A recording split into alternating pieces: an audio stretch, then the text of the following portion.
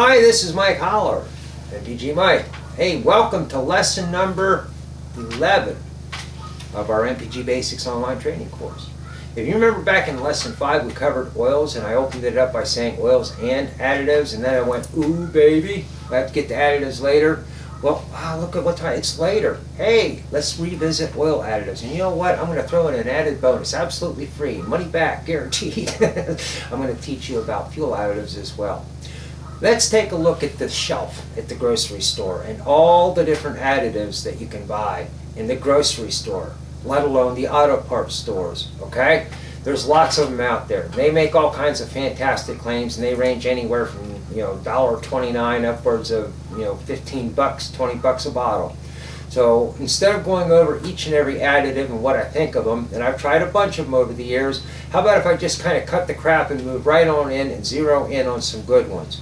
Now, let's start out with oil additives. First of all, we have to define what an oil additive is designed to accomplish. Why would you add an additive to your oil? First of all, understand that the oil companies are not dummies. They've got the best petrochemists in the world working on their additives package. So what could you possibly gain from an oil additive? If you do a little bit of research online, you'll find a lot of experts that are telling you stay away from oil additives. Because first of all, you have oil additives that make the oil slicker than what it is. Well, in a way, that's kind of changing the viscosity. If you want slicker oil, go from a 2050 to a 1040. Boom, you got slicker oil. There are products that do actually make an improvement in that category. I'll get to one of them. Then you also have additives that just take what's already being added to the oil and put more in there. And if you're baking a chocolate cake and it calls for 2 eggs, and you say, well, I want a richer chocolate cake, so I'm going to add 4 eggs. All of a sudden it just doesn't taste the same. It's just not that chocolate cake. So there's certain additives that just put more in the oil that the oil companies are already putting in there. Not recommended. You also have oil additives that are designed to freshen up the engine. And there is an appropriate place for them, but for the average person it's not a good additive to be adding to your engine, and I'll cover why. And then the other category of oil additive is kind of unique, and I'm going to start with that one.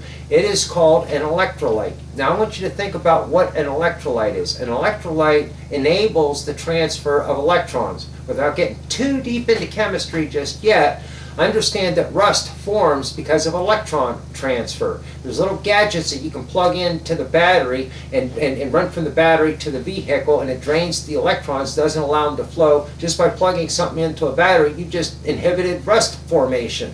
So we know that there's a connection between electrolytes, electron transfer, rust formation, and a whole bunch of other things. So product number 1 I want to mention is called Muscle Products MT10, like Michael Thomas -10.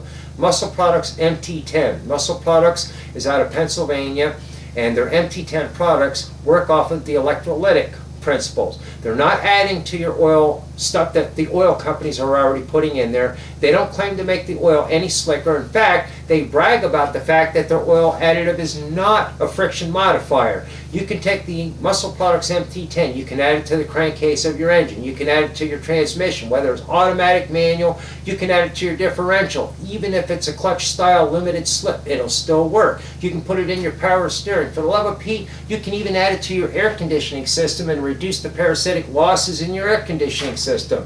Incredible, incredible product. What it does is it allows transfer from high spots to low spots. In other words, if you took a picture of a freshly machined crankshaft to the naked eye, spit polish. You could shave off of it, it's so shiny.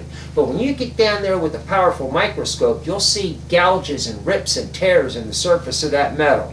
Now what Muscle Products has done is they've released actual microscopic photos of a freshly turned crank, and then that same crank with, I think, after 10,000 miles on it, and what you see is that those scratches and those rips and those tears actually heal themselves.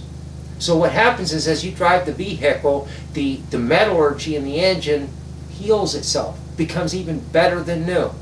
Highly recommended. Now I talked about an additive that it's only used certain times, and it's Engine Restore. I mean, the brand name is Engine Restore. That is for high mileage engines that are showing wear and tear. If you're losing performance and you're losing fuel economy, if you're having a tough time meeting an emission smog because the engine's wore out, you could go to the junkyard and take your chances on another one. You could spend the big bucks and have a reman engine put in, or you could go and spend a couple of dollars and get a bottle of what's called Engine Restore. Now, what Engine Restore does is it puts granulars of like sand, okay? It's an abrasive. They put stuff in there that scuffs things up in the engine. Now the rings, once they're scuffed up, they're going to try to reseal. And what Engine Restore as a company has proven is that with their formulation of scuff up stuff, when the engine goes back and starts resealing, it reseals better than it was before. This is not, I repeat, not a product you would add every oil change. This is a product you would add only to a high mileage wore out engine to try to milk it out a while longer. For that application, it's an incredible product. I do not recommend putting it in healthy low mileage engines. We have muscle products, we have Engine Restore. Now I told you that with one exception, products that make the oil slicker don't really work so good. Categorically, anything with PTFE, stay away from. This is your Slick 50. Do not put that in your engine. First of all, PTFE does not dissolve in oils or petrochemicals of any kind. It doesn't dissolve. It's a plastic. PTFE resins that they put in Slick 50 and other additives is purchased from DuPont. And DuPont publicly states they do not endorse the use of their product in oil additives. Now imagine your company and you're trying to become profitable. If anything, you're looking for new avenues to market your products. You endorse users of your products. And here comes a chemical company, DuPont, that says, don't use this product in your oil as an additive. We do not endorse or recommend it. Stay away from any product that has PTFE in the ingredients. But there is a product called Motor Silk.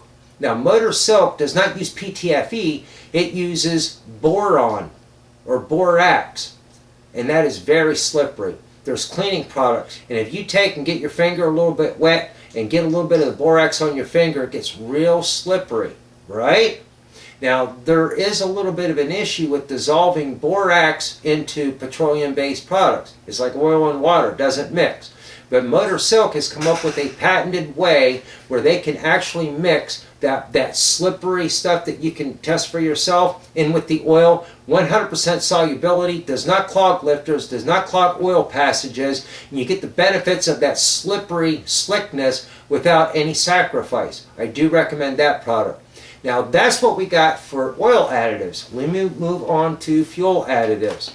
There's a product called FULE, expensive as all get out. And if you're looking to economize, which means get better fuel economy to save at the pump, it's kind of a wash. You do get better fuel economy, but the product is fairly high priced.